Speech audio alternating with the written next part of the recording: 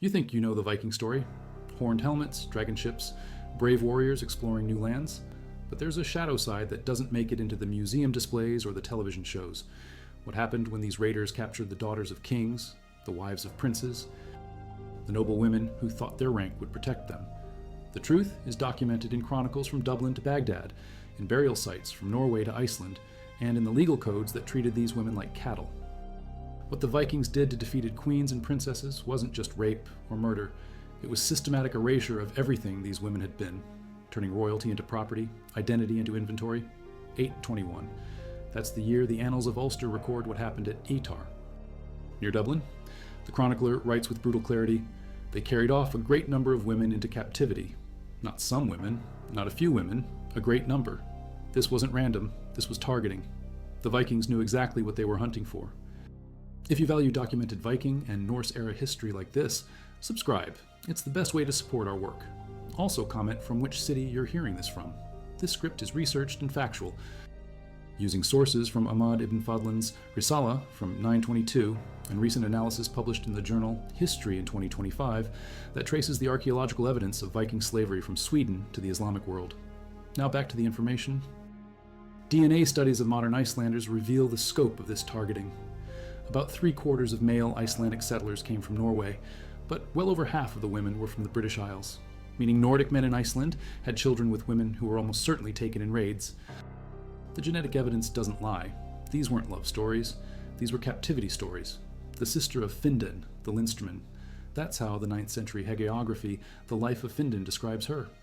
An aristocratic woman taken captive and ransomed by a Viking group in Ireland. But ransom was the lucky outcome. For every noblewoman bought back by her family, how many disappeared forever into the Viking trade networks that stretched from Greenland to Constantinople? 859, Morocco, the coastal town of Mazima. Viking raiders struck deep into North Africa and captured 2 women from the royal harem, holding them until the emir of Cordoba paid their ransom. Royal women from a royal harem, taken by men who sailed 3,000 miles from their homeland just to hunt human beings. The Arabic diplomat Ahmad ibn Fadlan saw what happened next. 922 on the Volga River. He's traveling as part of a diplomatic mission when he encounters the Rus, Vikings trading in the eastern routes.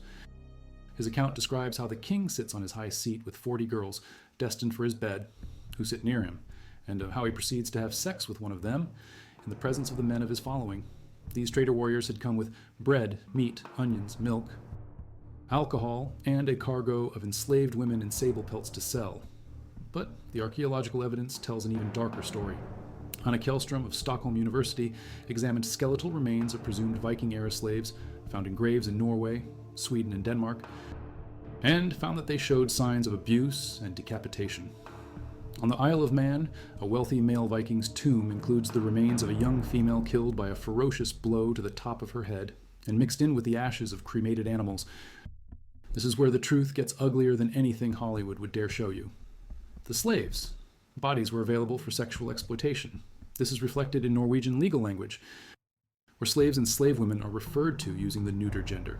Not even considered human enough for masculine or feminine forms. They weren't people. They were things. Slaves were seen as cattle or as advanced domestic animals, who typically lived in the darkest end of the longhouse with the other domestic animals. Ibn Fadlan describes how 2 attractive girls who were to be sold were sexually abused by their owners while others watched. Public degradation, systematic dehumanization. And these were the lucky ones, the ones who survived long enough to be sold. A 14-year-old poem from the end of the Viking era lists the names Vikings gave their slaves: bastard, sluggard, stumpy, stinker, and lout. Can you imagine being a princess, daughter of a king, sister to princes, and having your captors call you Onatun, stinker? Having your entire identity reduced to a cruel joke? Evidence suggests Vikings often targeted women and girls in their raids, suggesting the existence of sexual slavery, as well as intermarriage. Researchers have suggested that Vikings may have originally started sailing and raiding due to a need to seek out women from foreign lands, rich and powerful. Viking men tended to have many wives and concubines, and these polygynous relationships may have led to a shortage of eligible women for the average Viking male. The system was industrial in its scope. At a Swedish site called Sanda, researchers found a great hall surrounded by small houses that archaeologists now believe could have been a Viking plantation with slaves as the labor force. A single 90 square meter sail might take a single person up to 5 years to produce, and each ship needed 2 sails. And there were hundreds of ships. The Vikings needed slave labor to maintain their fleet. But for the captured noblewomen, the worst fate wasn't the labor, it was the erasure. Evidence from literary and legal sources suggests that some captives possessed an influential status as concubines, wives, or as managers of households and farmsteads. Integration, they called it. But integration meant abandoning everything you had been: your religion, your language, your family, your name, your very identity. The harem of Abd al-Rahman Hawartwarwine in Cordoba consisted of 6,300 women. The Sakaliba concubines were appreciated for their light skin. Light skin meant Northern European, meant Viking raids, reaching all the way to Spain's slave markets. Caliph Abd al-Rahman III is known to have executed 2 concubines for reciting what he saw as inappropriate verses, and tortured another concubine with a burning candle in her face while she was restrained by 2 eunuchs after she refused sexual intercourse. The trade routes stretched everywhere. Vikings trafficked European slaves from the Baltic Sea via Ladoga, Novgorod, and the Emsta River to the Byzantine Empire via the Black Sea slave trade, or to the Abbasid Caliphate via the Caspian Sea. Ibn Hawqal, an Arab geographer, described a Viking slave trade in 977 that extended across the Mediterranean from Spain to Egypt. If you value documented Viking and Norse-era history like this, subscribe. It's the best way to support our work. Also comment from which city you're hearing this from. This script is researched and factual, using sources from a 2013 study in the Journal of Archaeological Science, analyzing isotope and DNA evidence from Viking burial sites, in 2021 research published in Cambridge Archaeological Journal examining gendered narratives of human sacrifice that proves how systematic this treatment was. Now back to the information. The Oseberg ship burial, Norway, 834, the most sumptuous Viking funeral discovered so far, for a woman who was probably a queen or a priestess. But even this royal burial included evidence of the slave system. Slaves were sometimes sacrificed to be useful in the next life, and the usual grave for a thrall was probably not much more than a hole in the ground. It has been estimated that approximately 10% of the people in Viking Age Scandinavia were slaves, 1 in 10. In a population of maybe 1 million Ars, that's 100,000 human beings living as property. And the majority of those female slaves had one primary function.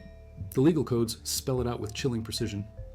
In Gragas, Icelandic law stated that a man was entitled to purchase a slave specifically for the purpose of sexual pleasure, not for labor, not for service, for sexual pleasure. The law protected the right to buy a human being as a sex toy. Hedeby, the great trading center in Denmark.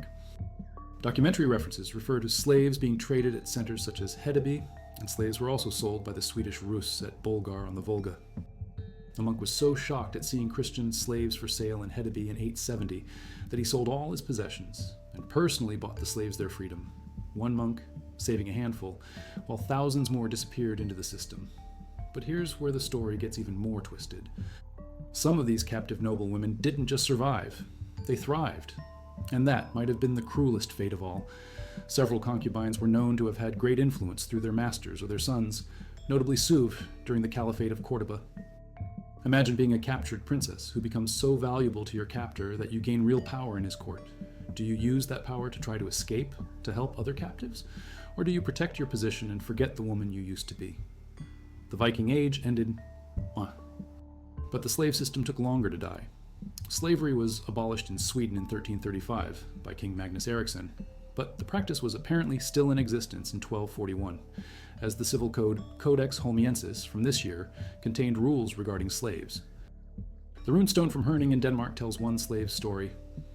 Toki Smith raised the stone in memory of Thorgisel Gudmunder's son, who gave him gold and freedom.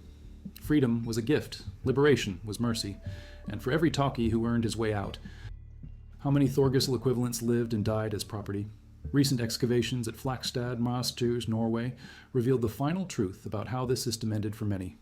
The 2013 burial contained several bodies of decapitated thralls buried with their masters. Analysis of their diets showed the slaves ate more poorly during their lives than their masters. Even in death, the hierarchy was maintained.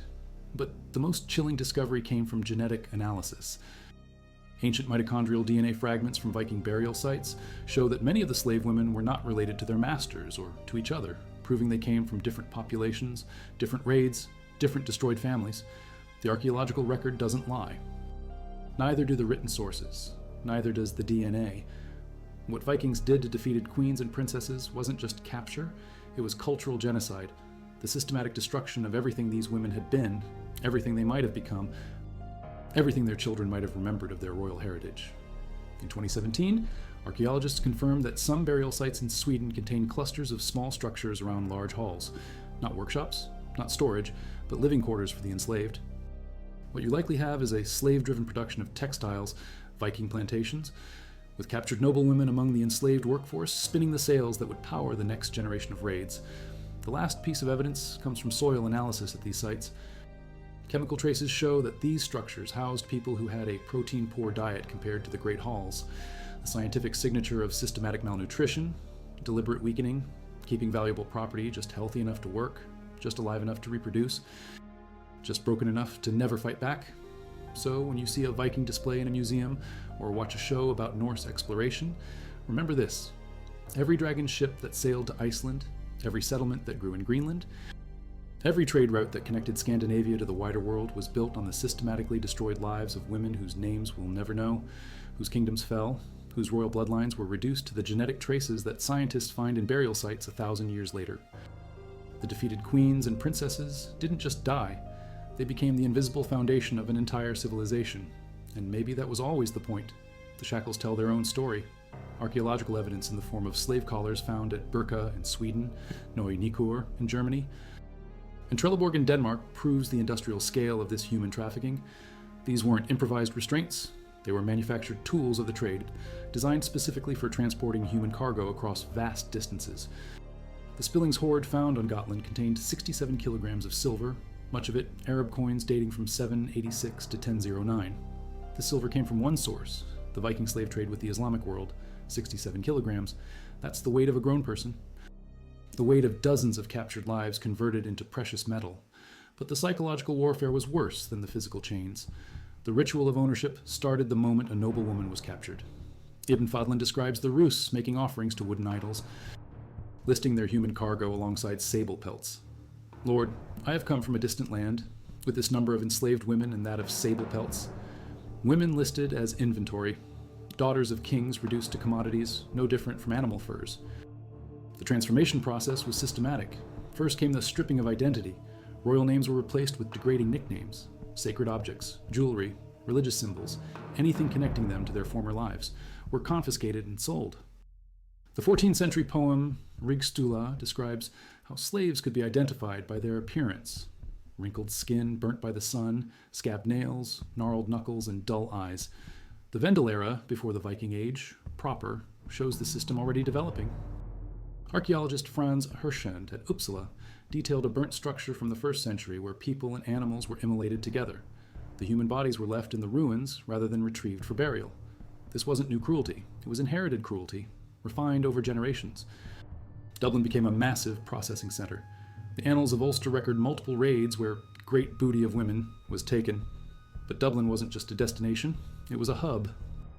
Viking Dublin could no longer single-handedly threaten the power of the most powerful kings of Ireland after the Battle of Clontarf in 1014, but by then the damage was done.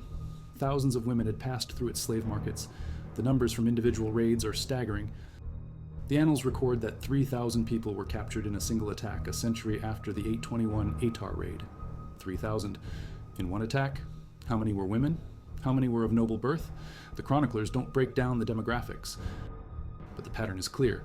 This was mass human trafficking on an industrial scale. The root networks tell the story of systematic exploitation. Vikings trafficked European slaves from present-day Russia via the Volga trade route. One stream went to slavery in the Abbasid Caliphate via the Caspian Sea, another to the Byzantine Empire via the Black Sea. The highway of the slaves, they called it, a commercial route built on human misery. The Rus trading posts along these routes were equipped for processing human cargo. Fortified raiding bases held captives in specific conditions, described by Frankish chronicler Adrevald, shackled captives in huts within encampments. This wasn't improvised. This was infrastructure designed for the slave trade. William Fitzhugh of the Smithsonian Institution summarized the division of labor. The female slaves were concubines, cooks, and domestic workers. But for noblewomen, the concubine role was particularly devastating. They went from being the most protected women in their societies to being sexual property available to any man their owner chose to gift them to. The legal framework supporting this system was extensive. Viking law codes didn't just permit slavery, they regulated it in detail. The Grágás law code from Iceland specified exact procedures for purchasing slaves for sexual purposes, inheritance laws for slave children, and punishment protocols for escaped slaves. This wasn't casual exploitation, this was institutionalized dehumanization.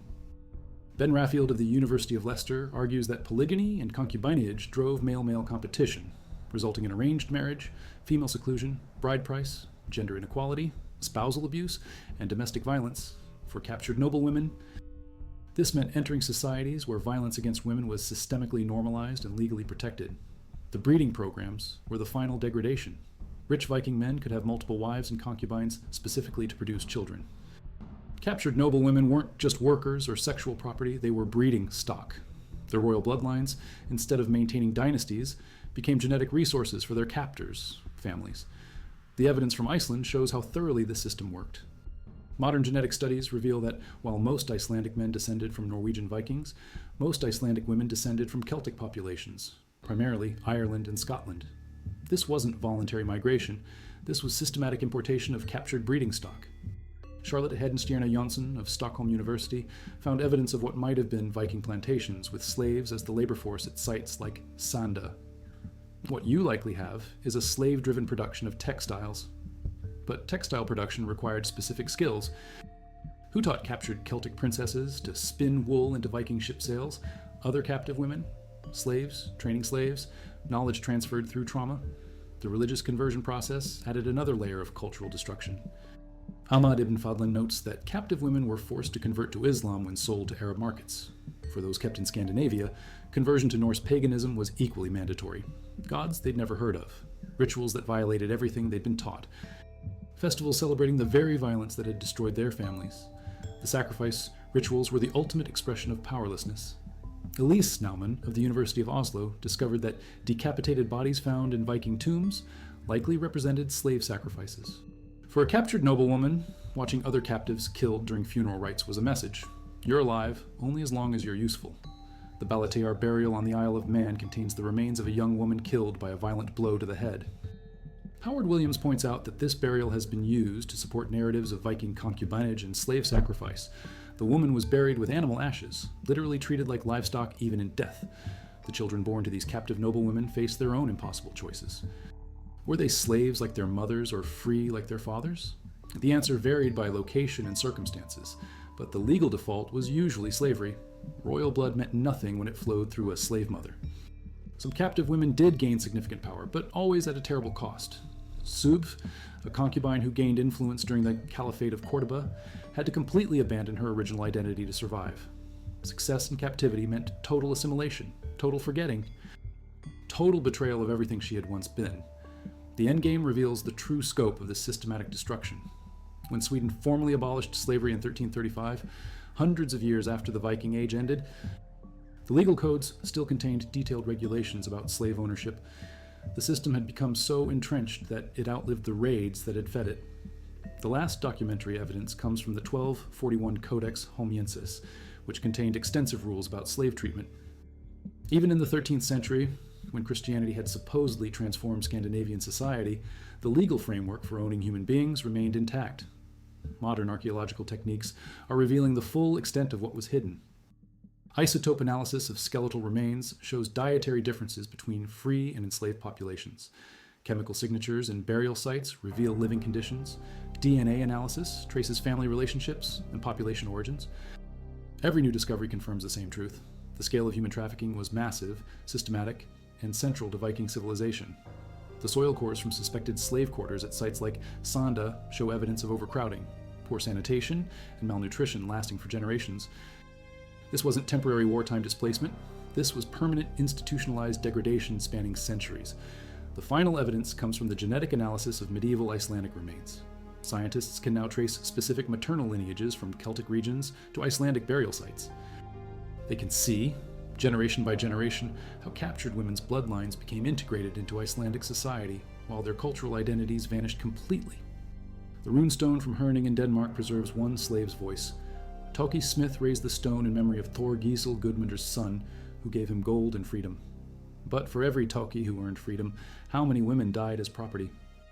How many former princesses were buried in unmarked graves after lives of systematic degradation?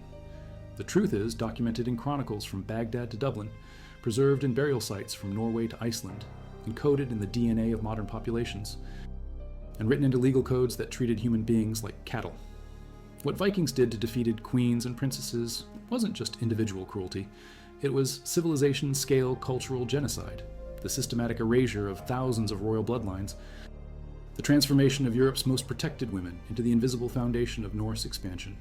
Every saga that celebrates Viking exploration, every museum display that honors their craftsmanship, every archaeological site that reveals their technological achievements stands on this foundation of erased lives. The defeated queens and princesses didn't just die, they became the darkness that made the Viking Age possible. And that truth has been buried for 1,000 years in the same soil that holds their unmarked graves.